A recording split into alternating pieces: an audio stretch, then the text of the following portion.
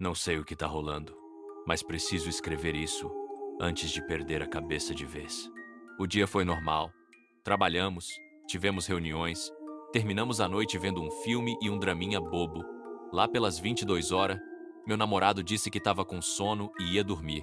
A gente geralmente dorme junto, mas hoje eu queria ficar acordado um pouquinho mais.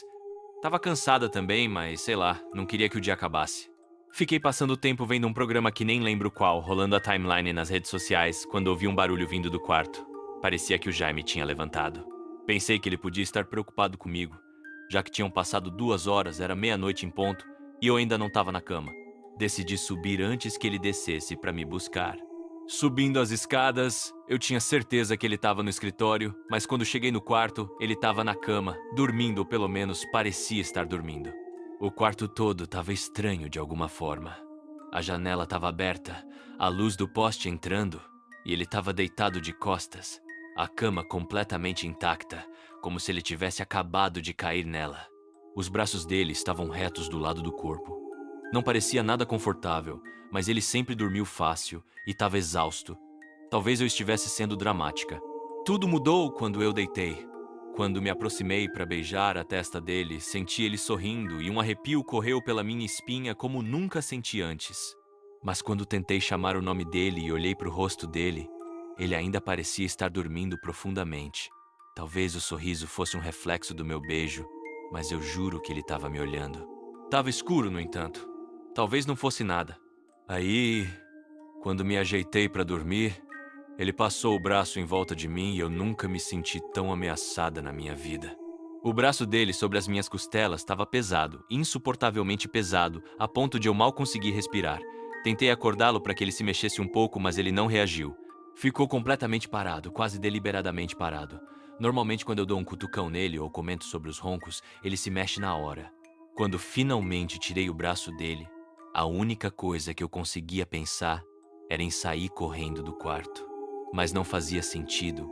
Ele sempre foi o melhor namorado, meu melhor amigo. Eu confio nele com a minha vida. Porque estava parecendo que eu estava em perigo, sendo que ele era quem estava ali completamente vulnerável.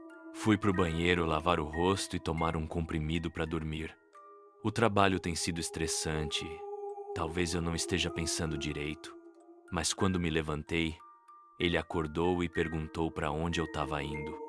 Era a voz dele, a voz morna que sempre me acalmava à noite, mas ouvi-la me aterrorizou. Deu vontade de chorar. Por que eu tô tão paranoica? Quando eu disse que ia pro banheiro, ele só virou pro lado e voltou a dormir. Lavei o rosto, mas não tomei o comprimido. Senti que não devia dormir. Realmente não queria que a noite acabasse. Fiquei parada na frente da porta do quarto por 2 minutos, com medo de voltar. Não sei por que estava com tanto medo. Num momento desses, eu devia estar pedindo ajuda para ele, implorando para ele me abraçar e me fazer sentir segura. Mas não consegui me aproximar daquela porta. Agora tô no escritório escrevendo isso. Liguei só uma luminária pequena para não clarear a casa toda ou correr o risco de acordá-lo. Mas sinto que ele tá acordado o tempo todo. Talvez eu tenha lido histórias de terror demais, mas parece que aquele não é meu namorado. É insano isso. Não sei o que tá acontecendo, mas de uma coisa eu tenho certeza. Ele tá parado do outro lado da porta do escritório. Consigo ver a sombra dos pés dele por baixo. E consigo ouvir a respiração dele. Nunca tinha reparado no som da respiração dele antes. Mas agora é a única coisa que consigo ouvir isso e a batida do meu coração. Devia trancar a porta. E devia ficar acordada. Amanhã a gente provavelmente vai rir disso. Talvez ele esteja tentando me assustar e tá conseguindo, com certeza. Mas é estranho. Ele nunca faria uma coisa dessas. Ele sabe que eu ia odiar. Não parece o Jamie. Não o Jamie que eu conheço. Na manhã seguinte, tudo parecia normal de novo. Parecia tudo um sonho bizarro. Acabei dormindo na cadeira do escritório e o Jamie me acordou com tanta delicadeza, trazendo café, preocupado que eu estivesse me sobrecarregando. Ele não se lembrava de eu ter ido pro quarto depois dele. E, sinceramente, se eu não tivesse escrito tudo, talvez eu tivesse me convencido de que só fui pro escritório trabalhar e dormir sonhando tudo. Mas uma coisa não saía da minha cabeça. Precisava checar minhas anotações. Eu tinha trancado a porta do escritório, tenho certeza. Então, como ele entrou? Ele me trouxe café, então ele teve que destrancar a porta. Mas a gente só tem uma chave. A minha. Aquela que eu deixei bem em cima da mesa, encarando ela enquanto o pavor da noite anterior me invadia de novo. Tive que trancar a porta rápido enquanto ele estava na cozinha. Mas mesmo assim não me senti segura. Me escondi dentro do armário do escritório. E eu estava certa desde o começo. Aquela coisa na casa não é o Jaime. Porque o Jamie tá aqui comigo. O corpo dele, morto. E eu sou a próxima. Juntei forças para sentar na cama depois de uns turnos de hora extra seguidos. Fiquei massageando meus pés inchados por causa das minhas botas de construção apertadas e suadas. Agradeci por ser um turno da noite que eu tinha que bater o ponto.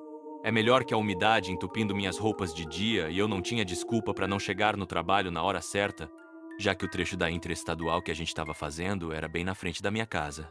Meu chefe, brincando, tinha me falado: espero que você chegue cedo, Cromwell Rizos. Ele é um gordo barrigudo e preguiçoso que só se importa com os bônus de conclusão do contrato. Meu supervisor é o verdadeiro gerente que mantém a equipe unida. Saí pela porta, subi na minha F-150 com Red Bulls e virei à esquerda na Maple Avenue. David Bowie estava tocando na minha playlist do YouTube. Dando ré no estacionamento de cascalho, ninguém estava lá ainda, mas o equipamento de iluminação estava funcionando, resmungando com seu gerador instável. Alguém já tinha vindo aqui, então liguei pro meu supervisor. John, onde você tá? Sei que você estava aqui. As luzes estão acesas. Cromwell, fomos pegar um monte de comida pro carregamento de hoje à noite.